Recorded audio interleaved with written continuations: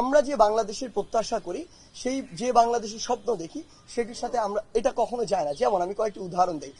আমরা নিজে বিভিন্ন ভাইরাল ভিডিও দেখেছি যে আমার বাবার বয়সী একজনকে কান ধরে উঠবোস করানো হচ্ছে, আমার বাবার বয়সী একজনকে বিবস্ত্র করানো হয়েছে এবং মানুষজন যা ইচ্ছা তাই বলছে। অসংখ্য মানুষের ফোন চেক করা হচ্ছে। আমি দেখেছি আমার মায়ের বয়সী একজনের গায়ে হাত তোলা হয়েছে। এরকম অসংখ্য অনাকাঙ্ক্ষিত ঘটনা ঘটেছে। আমরা সাংবাদিক ভাই বোনদের উপরে হামলার বিভিন্ন ঘটনা প্রত্যক্ষ করেছি। আমাদের জায়গা থেকে স্পষ্ট কথা, যে স্পিরিটটিকে সামনে রেখে আমরা এই গণবিপ্লবটি করেছি। 16 বছরে যে আরএফএল ওয়ারড্রপ, প্রিয় সব পোশাক যত্নে থাকবে আরএফএল ওয়ারড্রপে।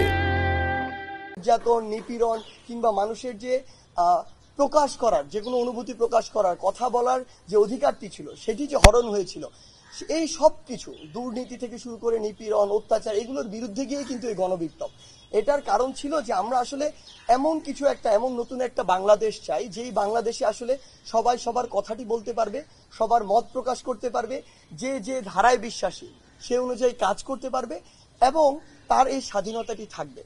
আমরা আওয়ামী লীগের সময় বিগত 16 বছরে যে বিষয়গুলো দেখেছি, যে আপনি আওয়ামী লীগ ছাড়া অন্য যে কোনো দল যদি করতেন, আপনাকে মামলা দিয়ে হয়রানি করা হয়েছে, কিংবা আপনাকে একটি মিছিল মিটিং করতে দেওয়া হয় নাই, আপনাকে জেলে কিংবা আদালতে চক্কর কাটতে হয়েছে।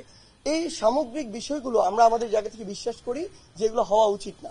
কিন্তু গতকালকে আমরা এমন বেশ কিছু চিত্র দেখেছি যেই জায়গাগুলোতে আসলে স্টুডেন্টদের কিছু পার্টিসিপেশন ছিল। আমরা জানি না যে ওই স্টুডেন্টরা আসলে কোন মতাদর্শ ধারণ করে, ইভেন আমরা তাদেরকে এখানে আসলে ডিফাইনও করতে পারবো না। কিন্তু আমাদের বৈষম্য বিরোধী ছাত্র আন্দোলনের প্ল্যাটফর্মের আমরা সকলে একসাথে আমরা আমাদের জায়গা থেকে স্পষ্ট বলি, আমরা খুঁজছি যে এগুলোর সাথে কোনো সমন্বয় কিংবা সহ সমন্বয় যুক্ত আছে কিনা। আমাদের জায়গা থেকে স্পষ্ট ডিসিশন, আমরা খুঁজে তথ্য প্রমাণের ভিত্তিতে যদি সিঙ্গেল একজন সমন্বয়ক বা সহ সমন্বয়ক পুরো বাংলাদেশে পেয়ে থাকি, এটার সাথে যুক্ত কোনোভাবে, আমরা তৎক্ষণাৎ তাকে আমাদের ওই কমিটি থেকে, ওই টিম থেকে বহিষ্কার করব। এটা আমাদের প্রথম ডিসিশন। দ্বিতীয় ডিসিশন ওই জায়গাটিতে আমাদের, যে এরকম কাউকে যদি আমরা পাই যে ঘটনাগুলো অতিরঞ্জিত হয়েছে, আসলে ওই ঘটনার সাথে সম্পৃক্ত, এবং ভবিষ্যতে যদি এমন অতিরঞ্জিত কোনো ঘটনা হয়, তাহলে এই রিলেটেড সকলকে আইনের মাধ্যমে, কারণ তারা মানবাধিকার লঙ্ঘন করেছে, তারা যে কাজটি করেছে, মানে একজন মানুষকে বিবস্ত্র করা থেকে শুরু করে গায়ে হাত তোলা, এগুলো কোনোদিন আইনসঙ্গত নয়। সেই জায়গা থেকে তাদের আইনগত ব্যবস্থা নেওয়ার জন্য যা করা প্রয়োজন, একটি প্রেসার গ্রুপ হিসেবে বৈষম্য বিরোধী ছাত্র আন্দোলন সেই কাজটি করবে।